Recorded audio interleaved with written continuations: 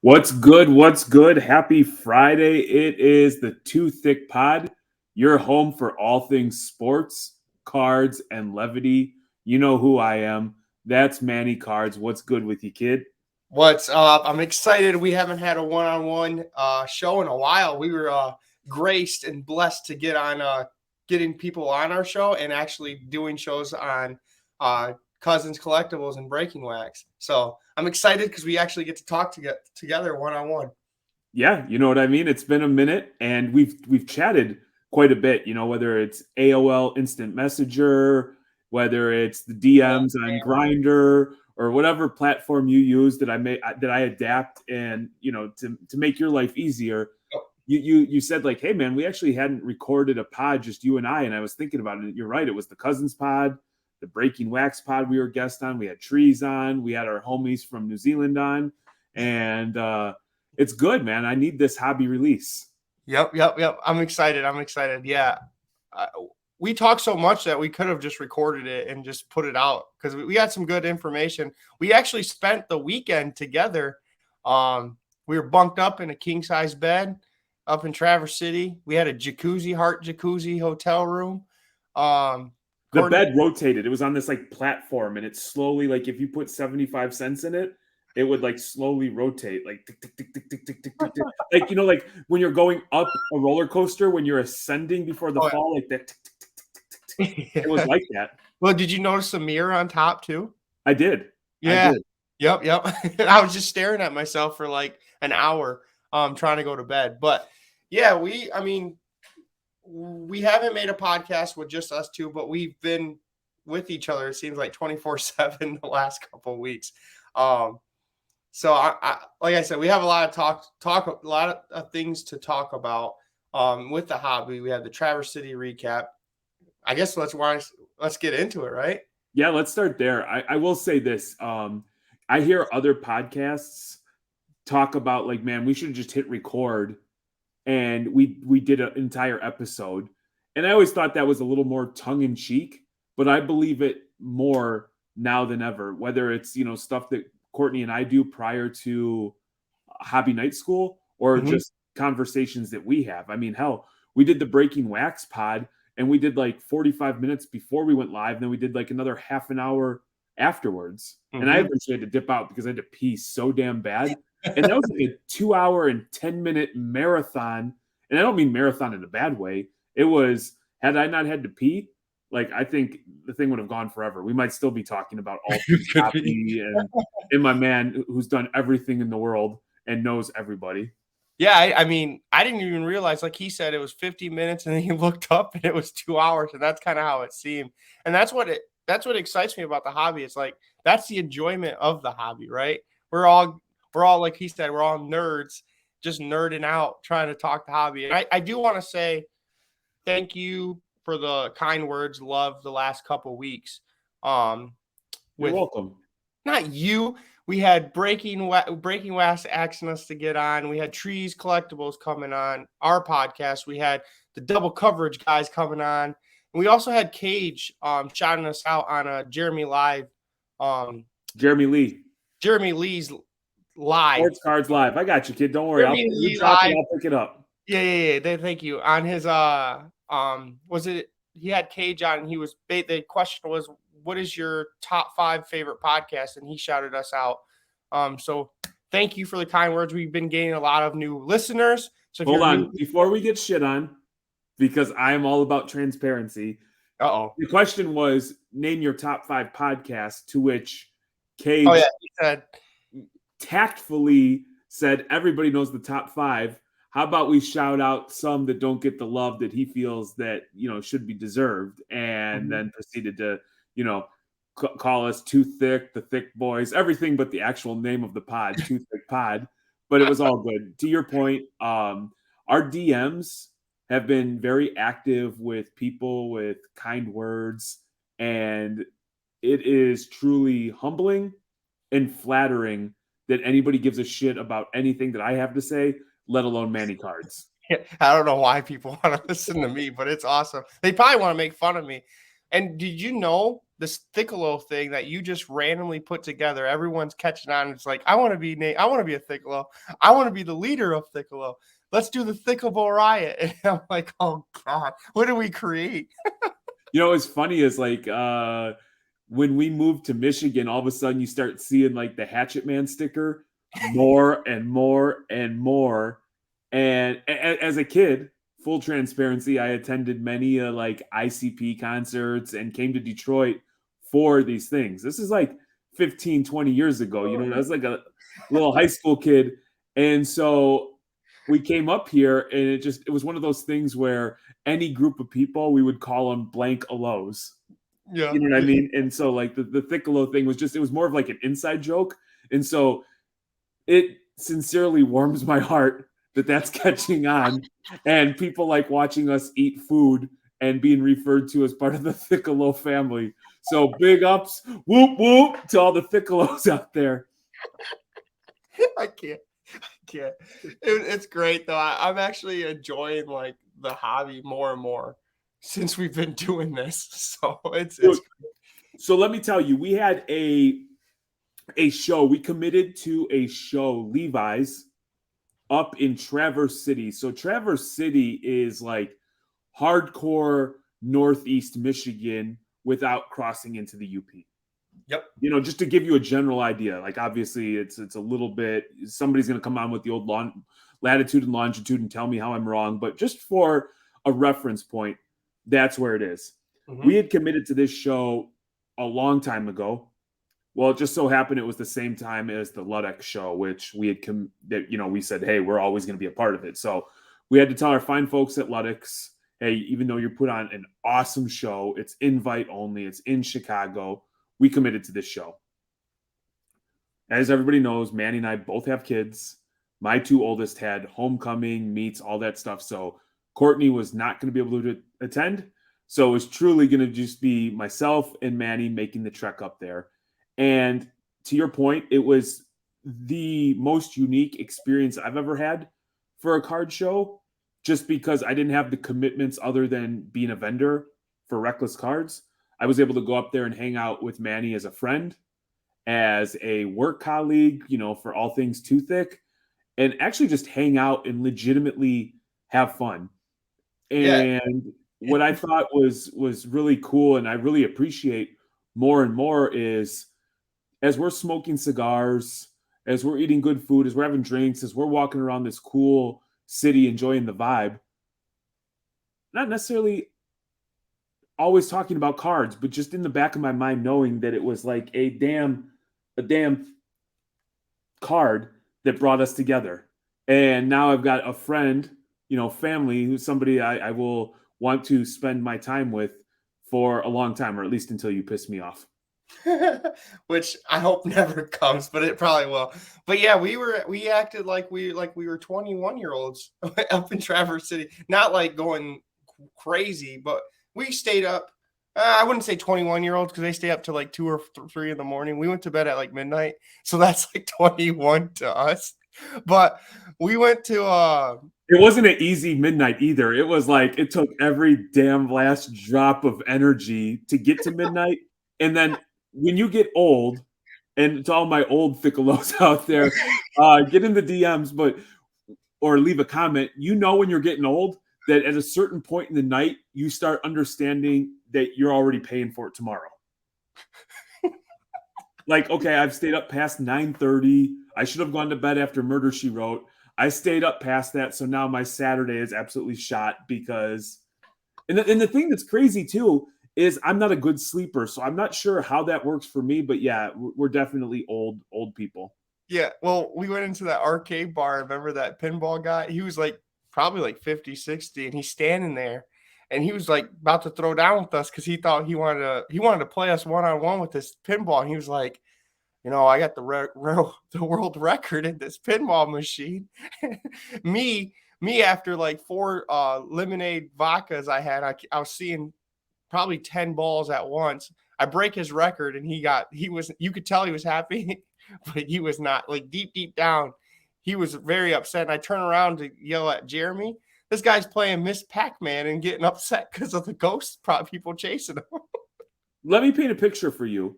Anybody that's ever been to like a smaller community, let's say less than like 30,000 people, has been to like a bowling alley where they have like a half a bowling pin glued to the wall with somebody's name and it says 300 on it. And then when you look over, the guy who bowled the 300 is always in the bowling alley. Yep. And everybody's like, yeah, there's Jeffrey Baguette. Jeffrey Baguette. And like that 300 was that man or woman's life.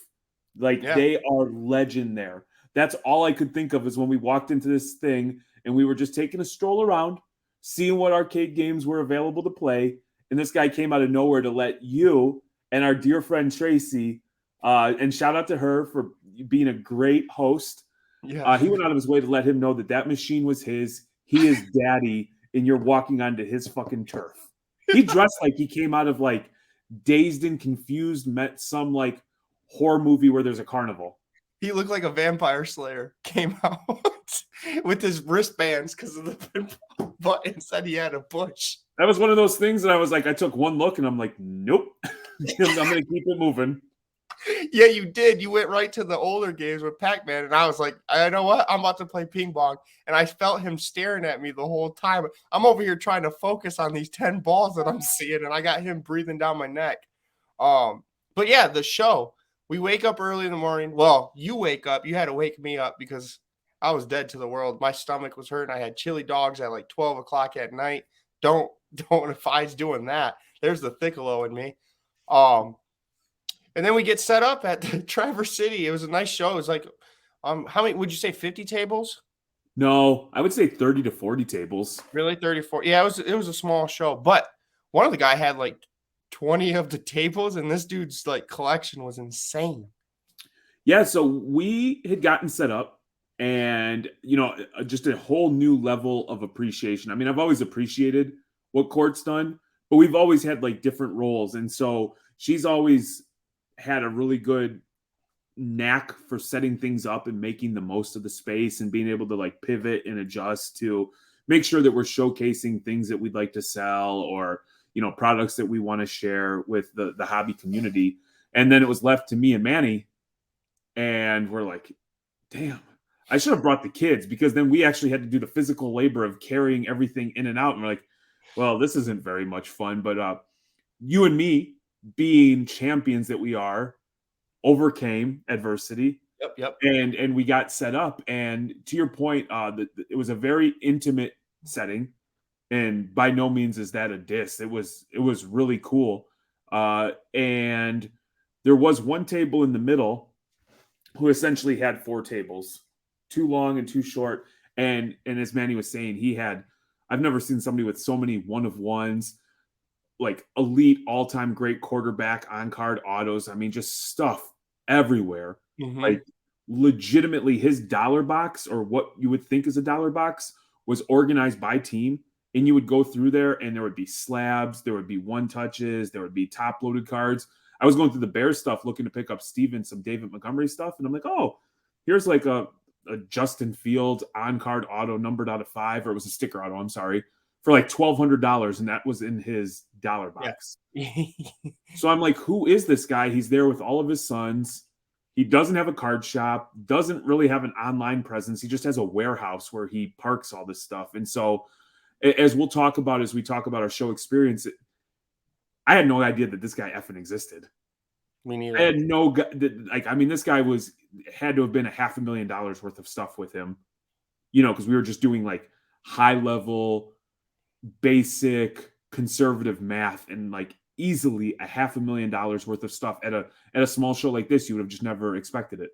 No, not at all. And like I said, if you needed football, he had the football. That's what was his main thing. Like, you picked up a Jalen Waddle like RPA from him, right? And the RPA is nasty.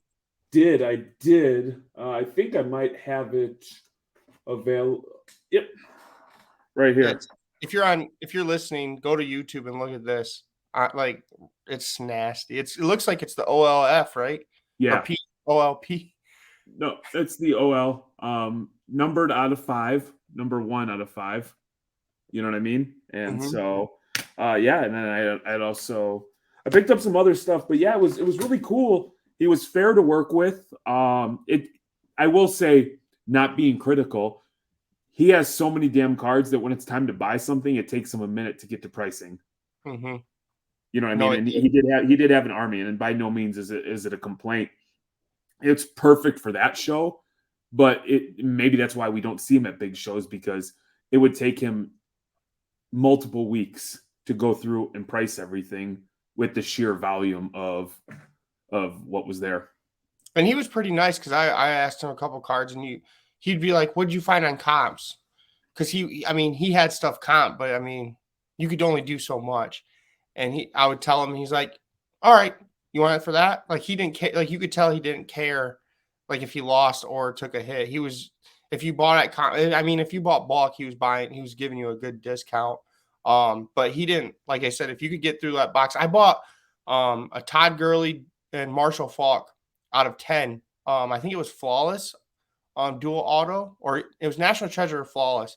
And I looked, I was like, man, this is only like what, $35. And I was like, how is this like these two great running backs, only $35? I sent it to him and he looked at the comps. He's like, wow, this is a steal. He's like, here, take it for 25. I was like, done. So Yeah, I think like a few moments later, you were offered like 100 for it, and you're like, no, I'm going to sit on it. pretty well. When I showed Levi and all, then they're like, man, that's sick. And they're like, how much you got for it? When I told them, they couldn't believe it.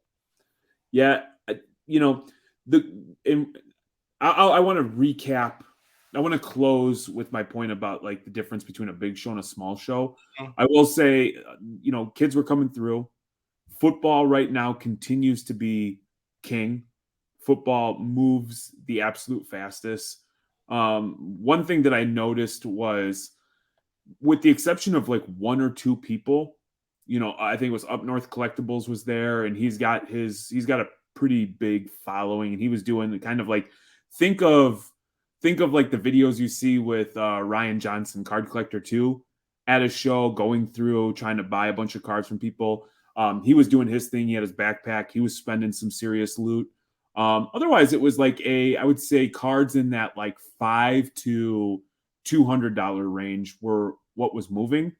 And I was able to pick up some stuff, and it was really sweet. I picked up a St. Brown out of 10 for like $30, put it in the showcase, and sold it for like 100, like 10 minutes later. Yeah. And I was really happy. It was a different crowd. The one thing that I liked the most was, when I go to shows, whether unless it's beforehand or afterwards, I don't walk the show. I stay at the booth. I feel like I made a commitment to whoever's putting on the show to represent my table. Like, I don't sit back and eat. I don't act like I'm annoyed to be there. I try to engage with people, hook kids up with cards when I can. Just do whatever to make it a positive experience. It was small enough where if there was a little lull in the action, I could go through, take a look at stuff, kind of get an idea. And, we've talked about this before, operating as a team. I've got a strong idea of some of the stuff that Manny's looking for. He's got a strong idea of some of the stuff that I'm looking for, and Courtney, i.e., Stranger Things cards. Mm-hmm. So it's cool because then we can come back and be like, hey, did you see this? Okay, I'm going to do some research, and let's make some deals. And so it was kind of refreshing to be able to walk away from your table knowing that, I can trust in Manny. If he's got a question, it's just like, hey, and I can Yes. come back over, and then vice versa. So I thought that to be really cool. And I'm curious to hear what you think about that, because you did the Ship Shawana show with us, and that was like, other than like maybe one or two pee breaks or grab a water, that was like 6-7 hours of nonstop chaos. So the Shipshawana is a different breed. Like you move like more than the $200 cards like crazy, but you got to be aware because there's so much going on. So you have to be on your toes. You're not going to be able to walk the show unless you have like more people working your booth that you could trust. This show being so small, like you said, we were able to like kind of rotate. Like you would leave, and when you came back, then I would leave. Um, but what was cool about, like, I would say about this show is I learned a lot. Like I didn't sell much because I brought soccer. I'm never bringing soccer back up to Traverse City because Same. there's not there's not people that like soccer up there. But But I hate to cut you off because I feel like you're building good momentum. But we have this nice showcase. So me and Manny decided I'm going to take all my soccer.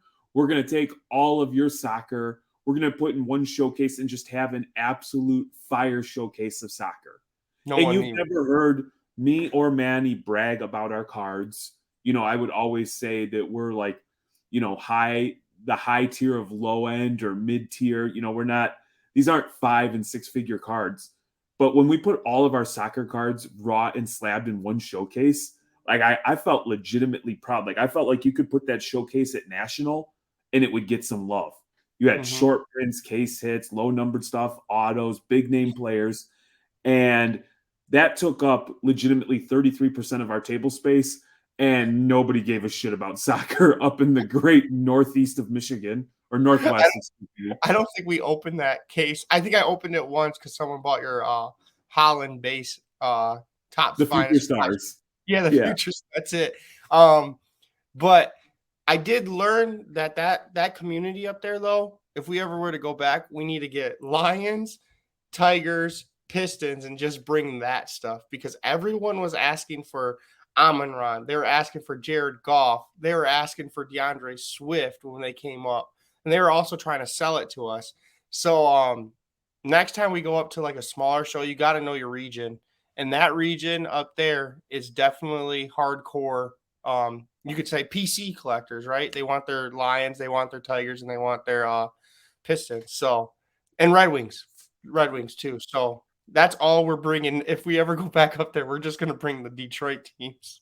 There was a lot of discussion back and forth in what to expect of this show Yep. because I already knew what Chicago was. Chicago is all the kids walking around with the Zion case with their, like the Gucci or the Louis Vuitton bag across their chest where they got their envelope of cash, trying to go from $1,000 card to a $10,000 card before the end of the show. Yep. There is, showcases where somebody has a table and only has like 6 cards. Ronaldo on card, Eminence auto, like you know what I mean? And so our thought was like, okay, we know this is a small show. We know where it's located. It's at a church. I actually think because this place is so isolated, my theory going into it was this actually might be a pretty cool show just because there's nothing for these people up here. So this almost becomes like their little Super Bowl of card shows, and it might actually get more traction than you would expect if it was located somewhere else. Yep. And if Jeremy, side note, Jeremy's going to the one in Petoskey. Aren't you got tables and everything, right? Yes, 3 tables. So you better start if you have any balk Lions, Pistons, or Tigers, get a hold of Jeremy because he's probably gonna want to scoop it up to take to the show. Yeah. Well, I mean, that kind of tells you how I thought the show went. And mind you, we don't do shows like that on a weekly basis. Prior to this year, we were doing like maybe 4 to 6 a year, and now we've upped it a little bit. And one thing I took from, I want to make sure I give him his accolades is Rob from Sports Card Therapist. He was talking about activity breeds opportunity. And so when I say that, it's like if you're not out going to these shows, you never know what you might sell. You never know what trade might become available. And I actually bought a crazy lot that we'll share as we get into this. But you just never know. So being in the game at least gives you an opportunity to make something happen. And so with that, I'll give it back to you, my friend. I didn't know if we wanted to talk about the lot that you spent. But man, so the opportunities for Jeremy is it comes like you could tell Jeremy gives so much because the good karma comes back for him. So like there was this guy, he was a PC holder. Is it fine if we talk? I know you were going to do a video. Okay. He's a PC holder of Kobe White, a Bulls player, right? And someone, Levi, the guy that runs the show, went up to him and was like, hey, Jeremy, the guy over there, his name's Jeremy as well. He's wearing all the Chicago Fire jumpsuit and hat. Go talk to him. He used to like Kobe White and PC'd Kobe White and was probably one of the top Kobe White collectors in the world at one point. So the guy comes over and he comes over to me because you're gone. He's like, "You like Kobe White?" And I was like, "Hell no, I don't like Kobe White." He's like, "Oh, someone told me you like Kobe White." I was like, "No, that's Jeremy." And I was like, "Jeremy, come here." So then you two go off, and I'll let you continue the story of when you two go off. Yeah, and so the backstory was a few years ago, prior to COVID, prior to the boom, we went hard on Kobe White. And so I'm talking, I was buying lots on eBay for that were like 100 cards, 50 cards. We were buying like the kabooms for like a fraction. I was able to flip some of that to be in the plus, but anybody that was ever in our whatnot breaks or anything that we did on Instagram, you knew if you got skunked, you were getting either like a Kobe White base prism PSA 10, a Juan Soto rookie card PSA 10, the MLB debut, or like a LaVisca Chenault. So when I go after a player, I go after it, good, bad, or ugly. And so what we had built up at the time was a pretty awesome Kobe White PC. And then, we switched into Patrick Williams. And then at a certain point, when you're trying to be responsible with funds, you have to start selling some cards and piecing it out. And so that's what we did. And so ultimately, other than like maybe 10 Kobe White cards, I had decided time to move on from Kobe. So as a token of respect, I went and looked at this guy's cards. I had no expectation of buying them. I'm like, he's not going to show me a single Kobe White card that I'm interested in, that I care about. So we got over and I started going through, and we're preparing to do a video. The sheer volume of cards is ridiculous, but this is this. There's a ton of cards out. These are like this. Now, mind you, these were completely full. Then a 2-row. These are all Kobe's. All Kobe's. Like, there are hundreds of Kobe's. Kobe's in slabs. Kobe's in one-touches. And so at first I saw this one. I'm like, oh, this is going to be like a bunch of crap. Oh, no. Stuff numbered out of 50, numbered out of 20, numbered out of 10, numbered out of 8. So I was looking at it. I was kind of intrigued because there was like a lot of like Galactics, Kabooms, level 4 from Court Kings, so many different colors, gold prism, auto, right? Yeah, out of 10, sensational signatures, noir, like the amount of these was just overwhelming. And so I was like, okay, well, this is going to be way too much money.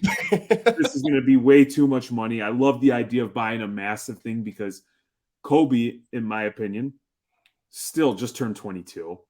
When he was at North Carolina, could just score the ball. I think most people know, like, his first couple years, like, the Bulls were dysfunctional with head coaching. They tried to make him a point guard when he's really a 2. And so I can easily, and it might be delusional, right? So I'm fully aware, like, if I'm an idiot and you blow me up, hey, man, I'll own it. That's the beautiful thing about the hobby and the way we operate. It's like, it's cool. I don't mind sharing my losses, but I can con myself. We'll use con. We'll just take it the other angle. Like, I'm an idiot. I can con myself into believing that there's still a lot of potential and upside. So when I started thinking about it, I'm like, okay, I'll bite. What's your number? What's your number? And I was waiting. And then he responded. And I was like, offer you can't refuse. oh my God. And so I was like, just to be clear, this is everything. And he's like, yeah. And I actually, on a side note, he had decided he wanted to move on. And I was very complimentary of him too, because what I've seen is a lot of times people will be upside down on a card. Instead of just cutting bait, using that money to go somewhere else, they'll hold. And all of a sudden they don't have any action. They're not doing anything. And they're just hoping that this one player comes back. When it's hard, man. It is really hard to do that. We had some stuff tied up in Markel. And after he tore his ACL, it was like, okay, we'll hold. And in reality, when I cut bait, I used that money in something else. And that, 200 that went to 100, and then I was holding. With that 100, I was able to buy two $50 cards that jumped to 200. Yep. So I was very complimentary, and like, I know he took a massive L on these, but he was happy to have the money he was going to get. And the reason I'm not sharing the money here, and we'll touch on it next episode, is we're dropping a YouTube video with all the cards. And so I don't want this to come out and then ruin the YouTube video, but we will, and I'll go through and show all the cards. But I'm telling you, case hits, I mean, everywhere, I have it broken down. This is all, I'll share some of it.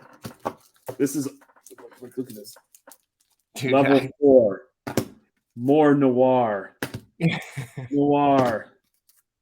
Out of, just, this is only smidge. It was funny. It was funny because when you bought it, you had this this. I know I'm starting to get there's no Jeremy. A shit-eating grin when he's bought something or he's got like a big purchase. He wants to come tell me or tell Courtney about it, and he's so happy. When he told me like I was like, holy cow, that's amazing. Even regardless of the player, those type of cards don't come around too often. It was a great play, great day for you on buying aspect because that made the trip. Well, and then I mucked it all up. I don't know. I think it was one of those moments where I make sure to surround myself with people who know how I operate and who do a good job of bringing me to a place of calm. Yeah. Kind of happening quick. I made the deal with the guy and then I'm like, okay, let me go get cash. Only to realize, dude, I had already bought a ton of stuff. I have nowhere near enough cash to close this deal. All right, my man, can we do... I go over, I'm like, Manny, how much money do you have? And this is a compliment to Manny, was I didn't care about the dollar value. Yeah. And this is a huge for me. I would never ask people for money. I am very prideful that way. This was a thing, I know Manny's my friend. I know he knows I'm good for it. Hey, dude, how much fucking cash do you have? You're going to give it to me, and I'm going to square up with you. Yep. So I take his cash, and then I end up paying the guy part cash, PayPal, no problem. And then now Manny's trying to buy stuff, and the little cash he had I gave to this guy when I ended up paying him PayPal anyway. So then I had to PayPal Manny money. And it was just if Courtney was there, she would have just said, 1, you're not buying these damn Kobe White cards. And 2, if you're going to buy the damn Kobe White cards, slow down. It's going to be all right. I thought it was funny because I love when my friends win. There was cards, to be honest, there was cards where the guy was like, I'm taking just straight cash. And I was like, well, can't do that now because I don't have cash, which I completely didn't care about because maybe it was the best win. How I see it, the best win is probably not me getting that card because I probably would have took a loss. So it probably all worked out in a great value as that aspect. But I don't know. I knew you were good. Like I said, I knew you were good for it. But it was funny you coming over and you tapped me on the shoulder and hey, how much cash you brought? And I'm like, what are you doing? Is Courtney gonna yell at you here? You better calm down. I gave him my cash and he's like, all right, I'll PayPal you in a second. Just hold on. And then you come back with your big old stack of Kobe Whites. It was so dumb. I legitimately, I look back.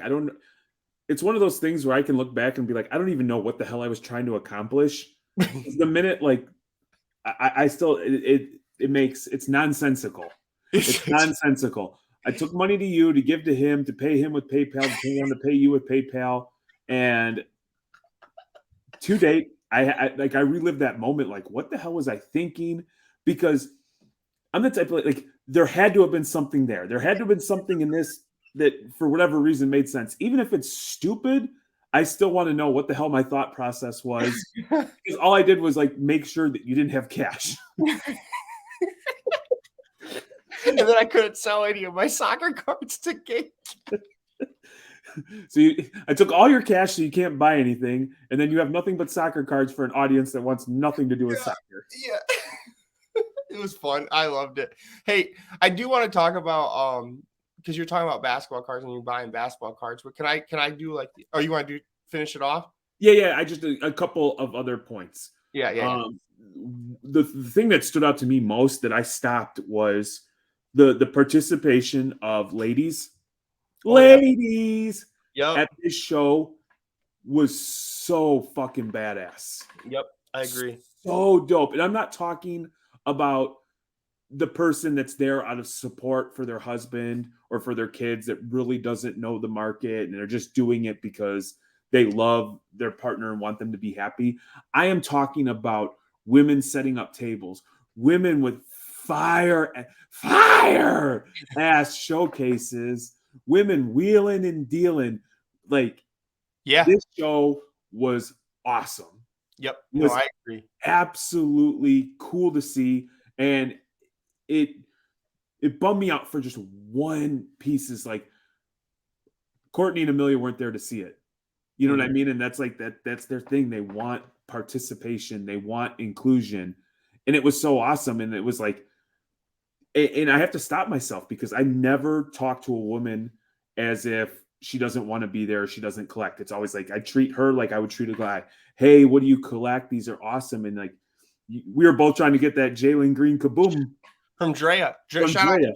Drea. She breaks for she's always like she's like a mid one of the most famous people on DAP Sports breaks. So Yeah, I bought Drea, that her the Jamar Chase RPA that she had, or the out of what was it, 10 or 5? It was orange. 7. She had the 7. 7. Yeah. I bought the Tua out of 5 off of her. I bought some other stuff off of her. I don't remember exactly what. And there was another name and it escapes me, but she was going through, man. She was going through our dollar boxes, taking them out, pricing them up, putting them in hers, wheeling and dealing, and it was cool. Yep. And I hope that this audience was a cool audience because it was more low key. It was like it felt like a trustworthy audience, and everybody was incredibly respectful. So it was just as a husband and a father who has 3 daughters to see that, like, it would made me proud of Court, made me proud of all the other ladies who are that have paved the way and are paving the way for future generations. And it was cool to be at an event where you had um, different folks, different walks of life being there. So to put a bow on that, the show was cool. It I was. will look at those shows in the future. I will probably adjust what I bring. Minimal soccer, more region specific, i.e., Detroit cards. And then I will go with probably a little bit more cash with the expectation that I'm going to promote the fact that I'm going to be there looking to buy. Yep. Because here's the one key piece is there's a lot of people there that are bringing their cards, trying to sell them. Not a lot of people are going to these like a show like that looking to buy. And so I feel like if I were to do that show over again, that would be a big adjustment, and I would probably have had an even better show because I probably spent a good amount of money buying, which was pretty sweet. Yeah, you did. So, no, I do want to like again, shout out to Levi. Next time we go to Shipshawana and these Chicago shows that Levi's listening, I know he is. We buy all the Matt Staffords because he'll just buy them off us and we can make a heavy profit off of Levi with his Matt Stafford PC. Yeah, you heard me right. I'm going to look for Matt Staffords for you everywhere I go. But no, I want to talk about basketball. Let's do it. Everyone, the bigger influencers, you see it on Instagram, you see it on TikTok, you see it on Twitter, are talking basketball now. So you know what that means for me is I'm avoiding basketball. I don't know. I know you just bought your Kobe White, but it just seemed like it happened in the recent weeks. Everyone's getting excited about basketball. You saw it in football. People are trying to be smarter than the next person, so they're getting in earlier to the sport. I fear buying basketball right now. The prices are going up on everything. If you didn't already buy basketball, it may be too late right now. I wanted to kind of get your opinion. This is me just newer into the market world, seeing this trend happen this year. So I definitely believe you've got something to your thought where basketball might have been on a downward trend, might have been flat or plateaued. It's definitely, in my opinion, at least the cards that I look at, it's starting to climb. Mm-hmm. I don't necessarily think that we've reached peak status yet, No. but if you're looking for that maximum ROI on a short term, be careful with what you're buying now, because as we saw, last night with people who are just now buying Tua cards, one injury and you could be left holding some money. So I just think that if you're going to be buying stuff from the flip perspective, it needs to be well thought out. It needs to be calculated. You need to truly understand entrance and exit strategy, not just on a whim. Hey, I'm going to buy this card and Yep. not know when you're going to get the hell out of it. I would say buy players that you think, like, this is what I did in football, remember? And I never bought and like maximize my I could have made so much money. I looked at the NFL schedule and saw that the Eagles had an easier schedule. And I told you in like around probably a month or so before national, let's start buying Jalen Hurts cards because of his schedule. And I mean, his market went up. I could have made so much, but now how I'm seeing is look at the NBA schedule and see who could like pop off in the first couple of weeks. Buy those players right now. Don't buy like the Zion. Zion's already going up. Don't buy like don't buy the bigger players that. But I mean, Ja could potentially go off, so I could say that Zion could have one, like you say, one dunk with his dong on someone's face and his market goes up. But man, like for example, you buying your Patrick Williams, he's coming back. There's a little bit of hype on that. He has like a big game. He's a scorer. That's if Bulls have an easy schedule for the first couple weeks, and he's putting up like 20 points a game because of the first. Like look at players like that is, I guess, what I'm saying.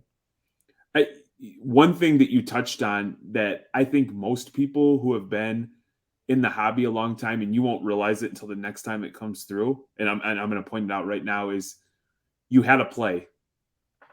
You had a thought process. You were able to clearly articulate when you would get out of that card. The only thing you didn't do is pull the trigger. I didn't. No. So we're back. Nobody's even thinking about football. Nobody gives. I mean, people are buying football cards, but we're not even in preseason yet. It's still not quite football season. And you're as we're walking the Lansing show, maybe one of the very first shows that we just walked together prior to maybe even prior to Too Thick.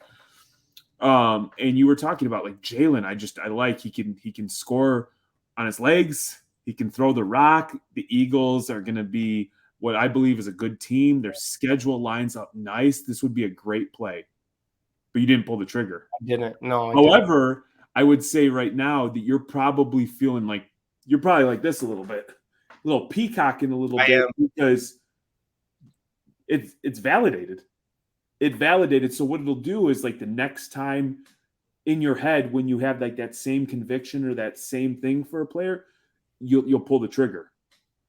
You know what I mean? And so even though you're not going to have the monetary gain or you're not going to have the card in hand to flaunt or strut your stuff,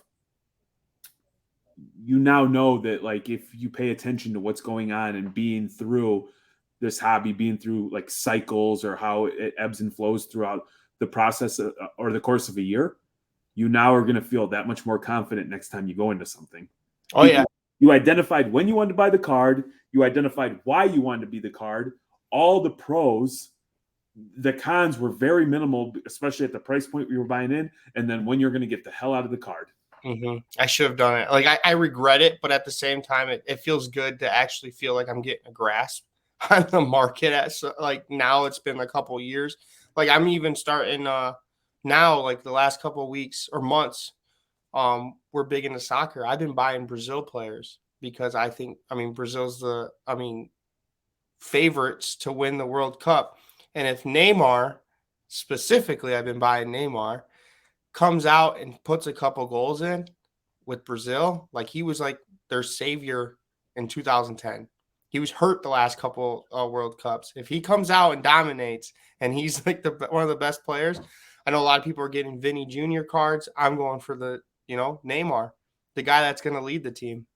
So let me ask you this, and this is something that I have been thinking about, and I'm glad you brought up the Brazil thing. P. Will is my guy. I just bought Kobe White. and I have more Kobe White than I know what to do with. Neither of those guys are the top two options on their team. Arguably, not even the top three options. You're going to have Zach LaVine, DeMar DeRozan, and then Vooch, Yep. right? You're hoping that Kobe comes off the bench and is an instant bucket, and you're hoping that P. Will asserts himself and plays great defense and, finds his points wherever. Additionally, I just bought an AO auto out of 10.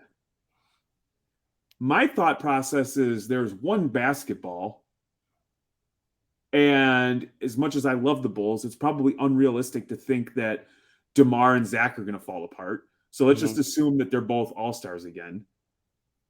Is it realistic that Zach, DeMar, Patrick Williams, Kobe White, and AO are all going to be all-stars? In your head, you could be in the Detroit Pistons back in 2004. Remember that? Yes. but the answer is absolutely not. So now I'm actively rooting that potentially Kobe gets traded somewhere where he can start and be instant offense. And then I'm even thinking about moving out of some of my P. Will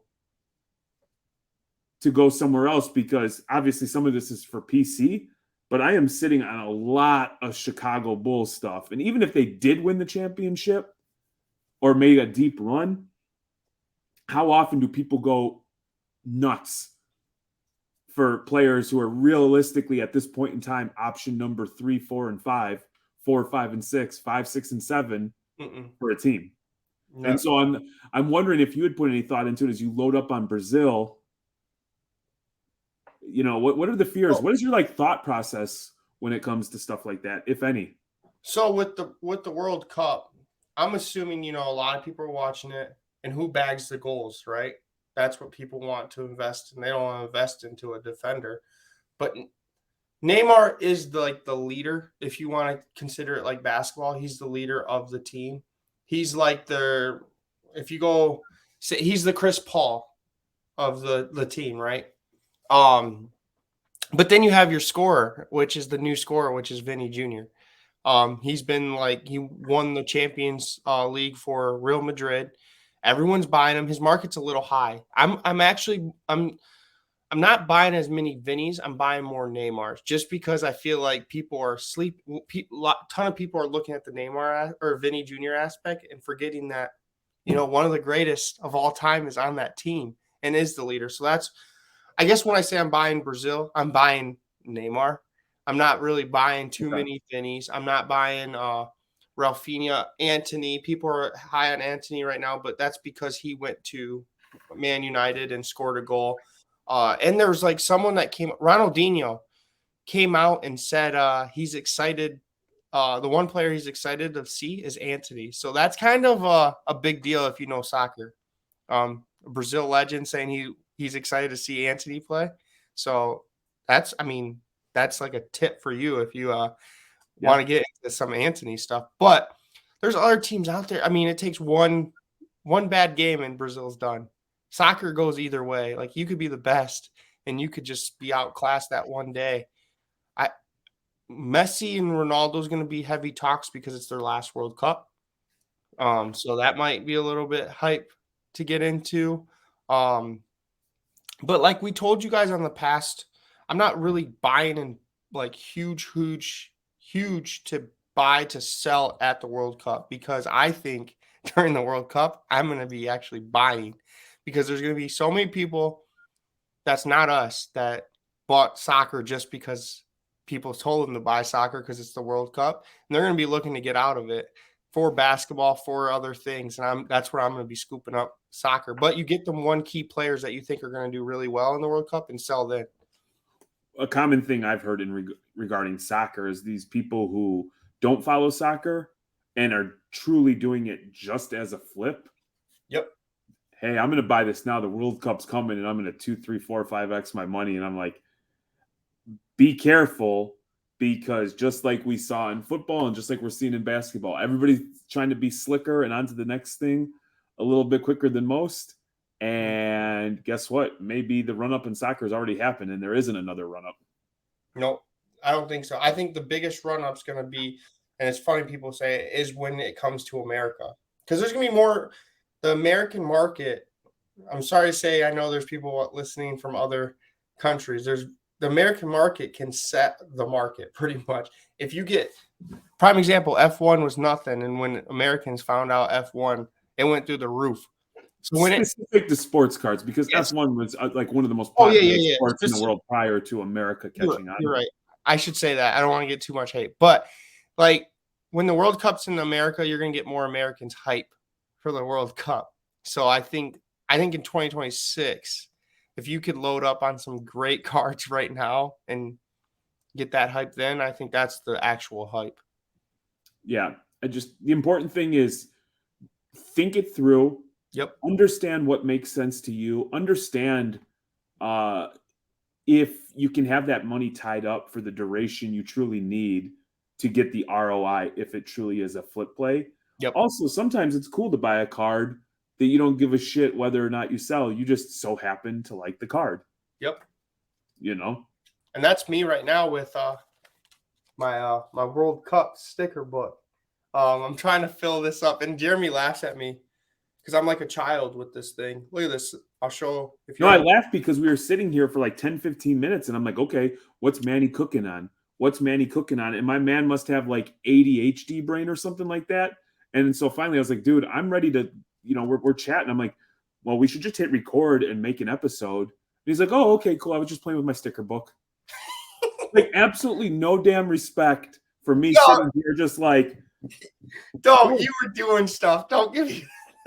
I was doing stuff as a result of like, I'm not going to sit here and not be productive with wait. Time out. Before this, he's 10 minutes. If you want to call me out, he was 10 minutes late because he had to go poop. And I was waiting for him for 10 minutes because he's pooping on the toilet. To be clear, when brushing your teeth, washing your hands, freshening up is not poop.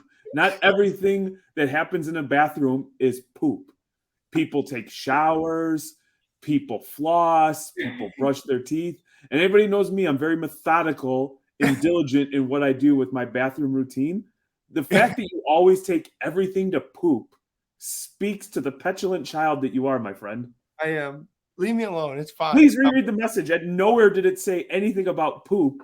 You said poop, and I'm like, this kid's a fucking child. I'm not even acknowledging. No, you didn't. You laughed. Don't lie. All right. Well, you want to get into the thickest of the week? Using the restroom, I'll be on a real good quick. And the first thing you put, have a good shit, which is like a weird thing to do. And like, I was raised by women. I live with nothing but women. Like, that's not like a normal conversation. And we're pretty raunchy over here. Court can hold her own. But that's just like, that's a weird guy thing that I've just never kind of grasped on. Like, did you have a good poop? How was your shit? Guy talk. It's guy talk.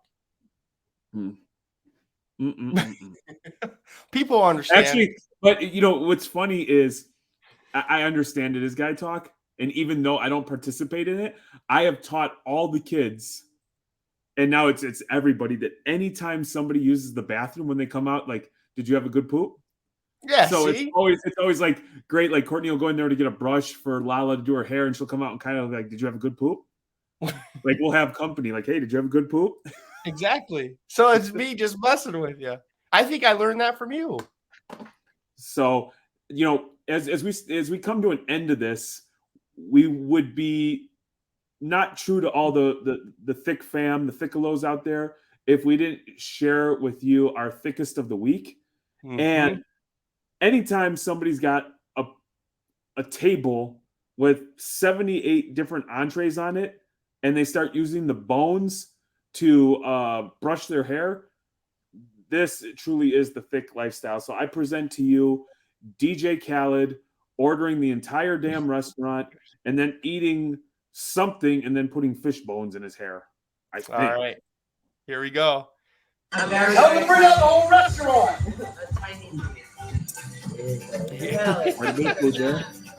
Anybody need a comb? Tell them to bring out the whole restaurant. Oh, look how many plates he has. Let's watch this. Tell them to bring out the whole restaurant. What is he eating? Disgusting. Another one. Anybody need a comb? Tell them to bring out the whole restaurant. That is like a weird flex. Like next time I'm at a steakhouse, I'm going to get, the tomahawk bone and tap it like a baseball bat or something like that. That is seriously some thick ass behavior. It is. Well, and we have to do some research to find a DJ Khaled card, so to add them to our Thicc PC. I'm going to be in the minority here, but I am not a fan of DJ Khaled music. You don't? Not really one. But then my man is Thicc. He's got 87 entrees on the damn table. Do you see how happy he is? Can you play it one more time? My man looks so happy. He's around his Thicc family. Look at there's not a shortage. Not even one of those dishes even remotely close to being empty. And he's asking for more. It looks like you got some meat there. You got drinks. You got vegetables. Ew. Oh, it's disgusting. You got some kind of fish bone chilling in some juice. What's that? Wait. What's that purple sauce? I don't know, dude. Look at that. Oh, what the hell is that? You got fucking Greek yogurt with chives on it. This is delicatessens that I am not at all familiar with. Hey, I'm about to get. Look how happy he is. My man is go. Can you just pause it when he's kind of squinty eyed? Oh yeah. He's like, keep it going, keep it going, keep it going. A little bit more. All right, right there. Pause. Oh no, when he's got his mouth open. Right there. What the fuck is going on with his eye? He either stroked out, he turned into Popeye or some shit like that. Look at him. He's happy. He is food high or food drunk. Somebody that's cracked out. He is fucking fooded out. He is thicked out. Look at that. My man he's in his glory. Yep. He is in his glory. That's awesome. All right. Well, DJ Khaled, you've been nominated for our Thickest of the Week. Yeah. We have I'm probably going to be nominated next week, by the way. The news announced that Raising Cane's is opening in East Lansing on October 4th on my birthday. So I'm about to be my birthday gift is going to be sitting in line. Huh? Really? Yeah, I'm just going to sit in line for my birthday for 3 hours so I can get chicken. Plain ass, no taste chicken. Happy birthday, Manuel. So it opens Tuesday then? Tuesday. I'm gonna be fat and take the day off and go there. So as we close this thing out, we ask everybody, please subscribe. You don't understand how much of a difference it makes for us. We just wrapped up an 8-figure deal with the powers that be, and so we got to justify all that money that's going to Manny for his chicken. Yep. But in all seriousness, we would appreciate if you took a moment. If you don't know how, slide into DMs. We'll talk you through. But please keep sending us messages, man. Every time, not every time, but a majority of the time, our day will be interrupted in the Too Thick group chat where it's like, did you see this nice message that somebody had to say about us? And it's like, no way that's real. That's got to be like a Russian sex bot or one of those IG promote it daily type things. And it's like a legitimate person who tuned in, had a good laugh, got their hobby release, is joining the Thickalos.